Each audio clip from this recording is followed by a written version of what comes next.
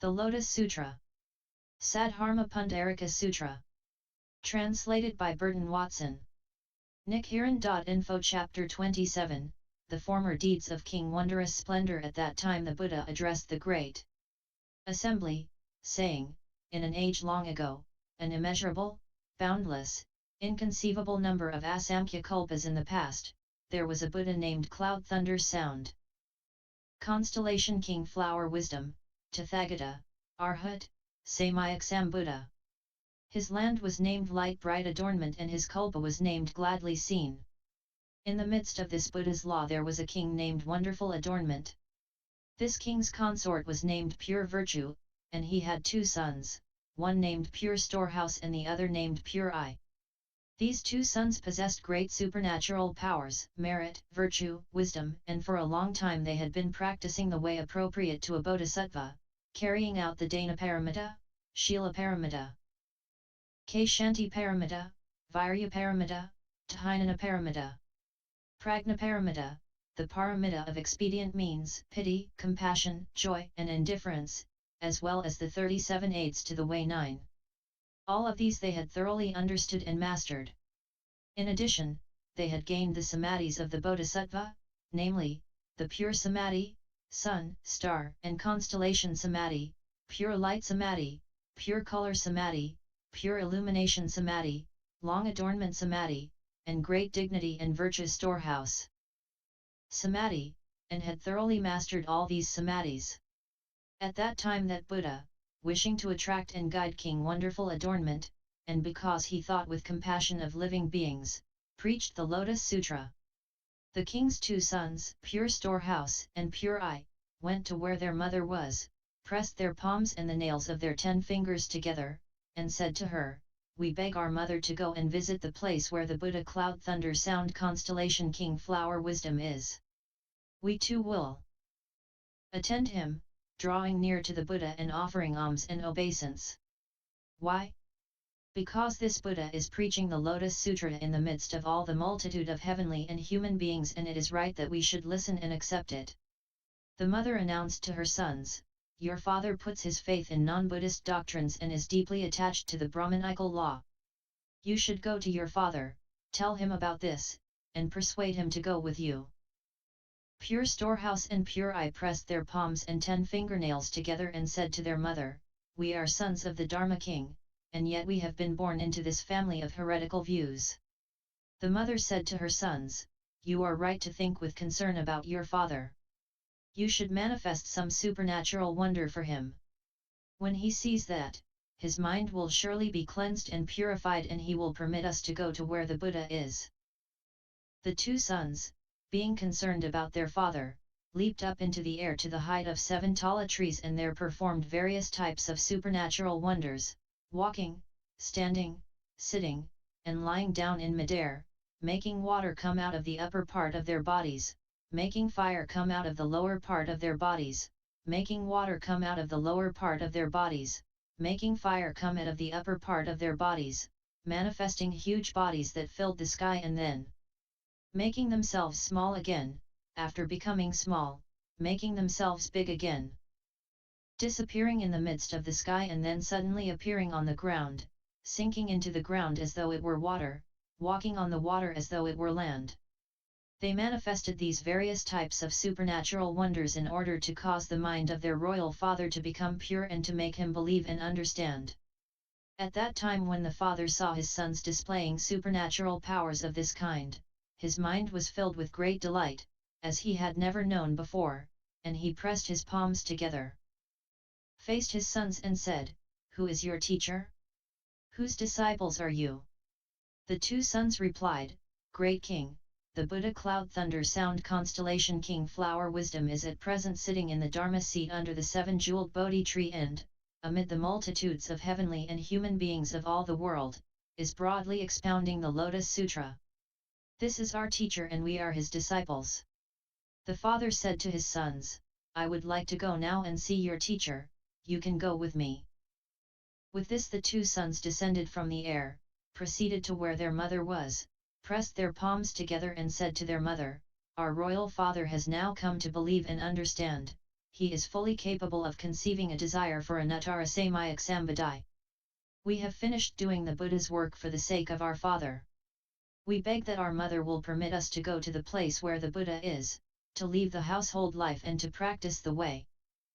At that time the two sons, wishing to state their meaning once more, spoke in verse form, saying to their mother, "We beg our mother to permit us to leave the household and become shramanas. The Buddhas are very hard to encounter, we will follow this Buddha and learn from him. Rare as is the Yudambara flower, rarer is it to encounter a Buddha, and escaping from difficulties is also difficult. We beg you to allow us to leave the household." Their mother then said to them, "I will permit you to leave the household life." Why? Because the Buddha is difficult to encounter. The two sons then addressed their father and mother, saying, "Excellent, father and mother. And we beg you in due time to go to the place where the Buddha Cloud Thunder Sound Constellation King Flower Wisdom is, attend him in person and offer alms." Why? Because encountering the Buddha is as difficult as encountering the Yudambara flower. Or as difficult as it is for a one-eyed turtle to encounter a floating log with a hole in it. We have been blessed with great good fortune from past existences and so have been born in an age where we can encounter the Buddha's law. For this reason our father and mother should permit us to leave household life. Why? Because the Buddhas are difficult to encounter, and the proper time is also hard to come upon. At that time the 84,000 persons in the women's quarters of King Wonderful Adornment were all capable of accepting and upholding the Lotus Sutra. Bodhisattva Pure I had long ago mastered the Dharma flower samadhi, and Bodhisattva Pure Storehouse had already, some hundreds, thousands, 10,000s, millions of kalpas in the past, mastered the samadhi of the escape from the evil realms of existence. This was because he wished to make it possible for all living beings to escape the evil realms. The king's consort had gained the samadhi of the Buddha's assembly and was capable of understanding the secret storehouse of the Buddhas. Her two sons, as already described, had employed the power of expedient means to improve and transform their fathers so that he could acquire a mind of faith and understanding and love and delight in the Buddha's law. Thereupon King Wonderful Adornment, accompanied by his ranks of ministers and his attendants, his queen Pure Virtue and all the ladies in waiting and attendants of the women's quarters, and the king's two sons and their 42,000 attendants, all at the same time went to where the Buddha was. Arriving there, they bowed their heads to the ground in obeisance to his feet, circled around the Buddha 3 times, and then withdrew and stood to one side. At that time that Buddha preached the law for the sake of the king, instructing him and bringing him benefit and joy. The king was exceedingly delighted. At that time King Wonderful Adornment and his queen removed from their necks necklaces of pearls worth hundreds and thousands and scattered them over the Buddha. In midair the necklaces changed into a jeweled dais with 4 pillars. On the dais was a large jeweled couch spread with hundreds, thousands, 10,000s of heavenly robes. Seated cross-legged on them was a Buddha who emitted a brilliant light. At that time King Wonderful Adornment thought to himself, "The Buddha's body is rare indeed, extraordinary in dignity and adornment, constituting a form of utmost subtlety and wonder." Then the Buddha Cloud Thunder Sound Constellation King Flower Wisdom spoke to the 4 kinds of believers, saying, "Do you see this King Wonderful Adornment who stands before me? With his palms pressed together?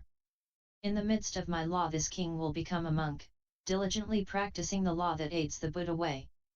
He will be able to become a Buddha. His name will be Sal Tree King, his land will be called Great Light, and his kalpa will be called Great Lofty King. This Buddha Sal Tree King will have an immeasurable multitude of bodhisattvas, as well as immeasurable voice hearers. His land will be level and smooth. Such will be his benefits." The king immediately turned his kingdom to his younger brother and he himself, along with his queen, his 2 sons, and all their attendants, in the midst of the Buddha's law renounced the household life to practice the way. After the king had left the household life, for the space of 84,000 years he constantly applied himself with diligence, practicing the Lotus Sutra of the Wonderful Law. When his period had passed, he gained the samadhi of the adornment of all pure benefits. Rising into the air to the height of 7 tala trees, he addressed the Buddha saying, "World-honored one, these 2 sons of mine have carried out the Buddha's work, employing transcendental powers and transformations to turn my mind away from heresies, enabling me to abide safely in the Buddha's law, and permitting me to see the world-honored one. These 2 sons have been good friends to me.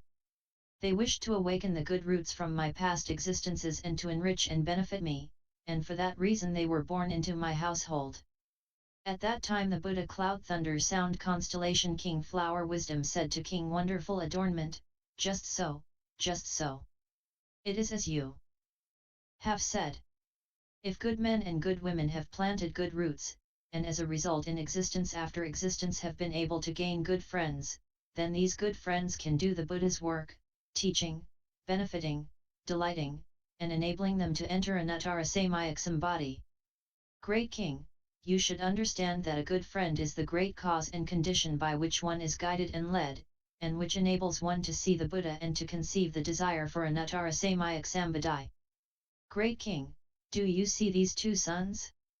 These 2 sons have already offered alms to Buddhas equal in number to the sands of 6,500, 1,000, 10,000, million Nayudas of Ganges, have drawn near to them with reverence, and in the presence of those Buddhas have accepted and upheld the Lotus Sutra, thinking with compassion of living beings who embrace heretical views and causing them to abide in correct views."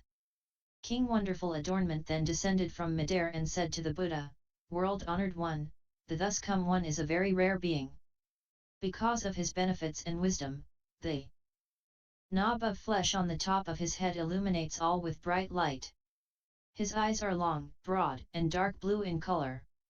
The tuft of hair in between his eyebrows, one of his features, is white as a crystal moon. His teeth are white, even, closely spaced, and constantly have a bright gleam.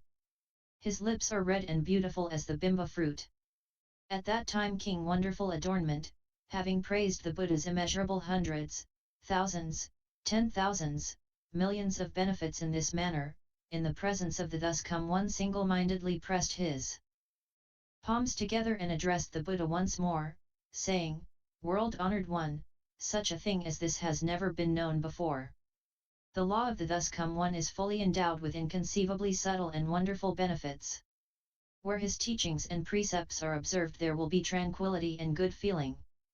From this day on I will no longer follow the whims of my own mind, nor will I give way to heretical views or to arrogance, anger, or other evil states of mind." When he had spoken these words, he bowed to the Buddha and departed. The Buddha said to the great assembly, "What is your opinion? Is this King Wonderful Adornment someone unknown to you? In fact he is none other than the present bodhisattva flower virtue. And his queen pure virtue is bodhisattva light shining adornment marks who is now in the Buddha's presence." Out of pity and compassion for King Wonderful Adornment and his attendants, he was born in their midst. The king's sons are the present bodhisattvas Medicine King and Medicine Superior. These bodhisattvas Medicine King and Medicine Superior have already succeeded in acquiring great benefits such as these, and in the presence of immeasurable hundreds, thousands, 10,000s, millions of Buddhas have planted numerous roots of virtue and acquired inconceivably good benefits. If there are persons who are acquainted with the names of these 2 bodhisattvas, the heavenly and human beings of all the world will surely do obeisance to them. When the Buddha preached this chapter on the former affairs of King Wonderful Adornment, 84,000 persons removed themselves from dust and defilement and with respect to the various phenomena attained the pure Dharma I. End LS 27.